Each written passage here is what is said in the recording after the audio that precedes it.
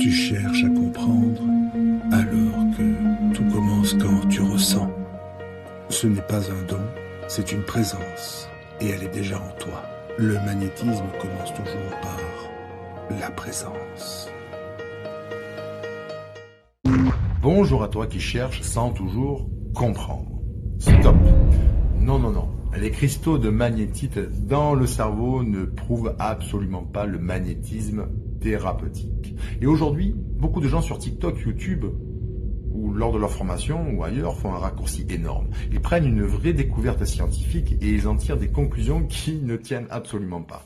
Alors aujourd'hui, on va remettre un peu d'ordre dans tout ça, parce que il y a une différence immense entre le magnétisme physique, la magnétoréception biologique et le magnétisme thérapeutique. Et mélanger les trois, eh bien, c'est souvent là que commence la confusion. Installe-toi confortablement et surtout, garde ton discernement allumé jusqu'au bout de cette vidéo. Déjà, il faut partir d'un fait réel. Le chercheur Joseph Kirschvink et d'autres scientifiques ont effectivement mis en évidence la présence de microcristaux de magnétite dans le corps humain. La magnétite, c'est un oxyde de fer naturellement magnétique. On en retrouve aussi chez certains animaux migrateurs, les oiseaux, les abeilles, les tortues marines, les saumons aussi par exemple. Et chez eux, la magnétoréception est extrêmement documentée. En clair, certains animaux semblent capables de percevoir le champ magnétique terrestre pour s'orienter. Donc oui, la présence de magnétite dans le corps humain est une réalité scientifique. Mais là où le problème commence, c'est quand certains disent « Tu vois, ça prouve le magnétisme thérapeutique tout ça finalement ». Non. Et je vais vous expliquer pourquoi ce raisonnement ne tient pas. Le premier problème, c'est qu'on mélange plusieurs choses totalement différentes. Le magnétisme physique, les champs magnétiques, l'électromagnétisme, les aimants, les ondes, les interactions mesurables, ça c'est la physique.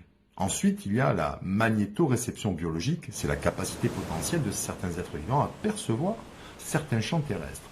Chez les oiseaux migrateurs, c'est sérieux. Chez l'humain, c'est encore flou, exploratoire, voire même hypothétique pour l'instant. Et enfin, le magnétisme thérapeutique. Là, on entre dans autre chose. On rentre dans le ressenti, la présence, l'intention, la conscience, l'état intérieur, la relation humaine, la projection, la forme pensée, l'énergie subtile. Et le problème, c'est que beaucoup veulent absolument utiliser la magnétite comme preuve scientifique du magnétisme thérapeutique. Sauf que leur raisonnement s'effondre immédiatement. Pourquoi ? Parce que si le magnétisme thérapeutique fonctionnait réellement grâce aux cristaux de magnétite présents dans le corps, alors il devrait obéir aux lois classiques du champ magnétique. Et ça, eh bien ça change tout. Parce qu'un champ électromagnétique classique diminue avec la distance. Il perd rapidement en intensité, il nécessite une proximité, il interagit physiquement avec l'environnement et il est mesurable. Je vais vous donner une image très simple. Si je pose un aimant ici et un autre à plusieurs centaines de kilomètres, eh bien qu'est-ce qui se passe? Rien. Aucune interaction exploitable. C'est trop loin, trop éloigné. Aucun transfert d'énergie, aucune influence directe. Donc, dans cette logique, les soins à distance devraient pratiquement être impossibles. Et pourtant, ce sont souvent les mêmes personnes qui vous disent « la magnétite prouve le magnétisme, c'est grâce à ça que vous pouvez magnétiser ». Et ensuite, ils vous disent « je peux agir à distance à plusieurs centaines de kilomètres ». Bien non, les deux modèles sont incompatibles. On ne peut pas utiliser un mécanisme physique local pour expliquer un phénomène prétendument non local.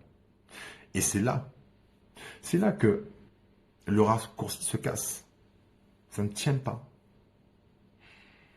Autre chose intéressante, certains parlent aussi des travaux affirmant qu'il existerait des concentrations de magnétite dans différentes zones du corps. Le front, les doigts, les coudes, les genoux. On voit même parfois des expériences avec des pièces collées sur le front. Ok, très bien. Mais alors, expliquez-moi quelque chose. Quand un magnétiseur travaille, il ne magnétise pas avec ses coudes. Ok ?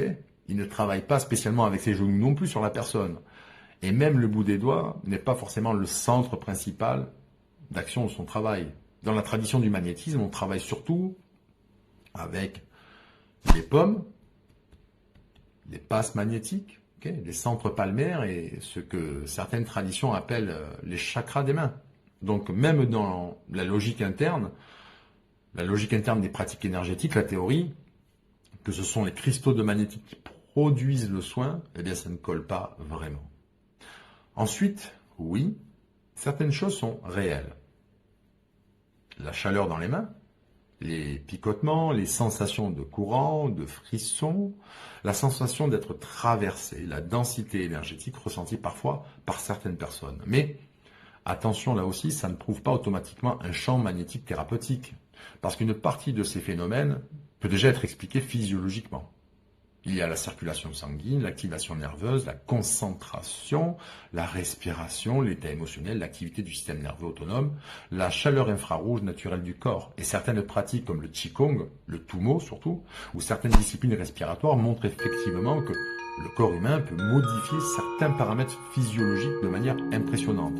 Mais ça ne valide pas pour autant toutes les théories pseudo-scientifiques qu'on voit circuler de partout. Et aujourd'hui, il faut aussi avoir le courage de dire une chose. Beaucoup de gens mélangent magnétite, physique quantique, les fréquences, les vibrations, l'ADN, la glande pinéale, la conscience, les champs scalaires, etc. Tout ça dans une espèce de soupe pseudo-scientifique destinée à impressionner les gens. Mais impressionner, eh bien ce n'est pas démontrer. Alors maintenant, quelle est ma vision personnelle des choses? Eh bien moi, je ne pense pas que le magnétisme thérapeutique fonctionne par simple transfert électromagnétique produit par des cristaux de magnétite de partout dans le corps. Je pense qu'on est dans autre chose. On est dans l'intention, on est dans la présence, la conscience, la projection, la forme pensée, l'égrégore énergétique, le champ informationnel. C'est l'interaction subtile entre les êtres. Et surtout, dans cette idée fondamentale, pour moi, le vide n'existe pas réellement. Tout est interaction, tout est vibration, tout est mouvement. Mais attention, ça c'est une vision philosophique, spirituelle, expérientielle qui m'appartient. Ce n'est pas une démonstration scientifique au sens classique du terme, comme on veut vous la faire gober. Et c'est précisément là où beaucoup se trompent aujourd'hui. Ils veulent absolument transformer une expérience intérieure en preuve scientifique immédiate, alors qu'il serait parfois beaucoup plus honnête de dire simplement: nous vivons certaines expériences, nous ressentons certaines choses, certaines traditions existent depuis des siècles, mais nous ne savons pas encore exactement quels mécanismes sont réellement à l'œuvre. Et honnêtement, eh bien, je trouve cette position beaucoup plus sérieuse parce qu'elle évite deux pièges. Le premier, de dire que tout est faux. Et le second, prétendre que tout est déjà scientifiquement démontré. Et la vérité dans tout ça, c'est que nous sommes probablement encore très loin de comprendre complètement la conscience, l'intention, la présence humaine et les interactions subtiles entre tous les êtres. Et toi, quelle est ta vision du magnétisme aujourd'hui? Penses-tu que tout peut réellement être expliqué uniquement par la science actuelle? Ou bien crois-tu que certaines dimensions de l'expérience humaine nous échappent encore? Dis-le-moi en commentaire. Je lis réellement vos retours et vos réflexions. Et si tu cherches une approche plus profonde, plus lucide et plus incarnée du magnétisme, de la conscience et de la présence, alors abonne-toi maintenant. Parce que ici, on ne cherche pas à impressionner, on cherche à comprendre. Le magnétisme ne commence pas dans les mains, il commence dans la présence. Pax vobiscum à vous.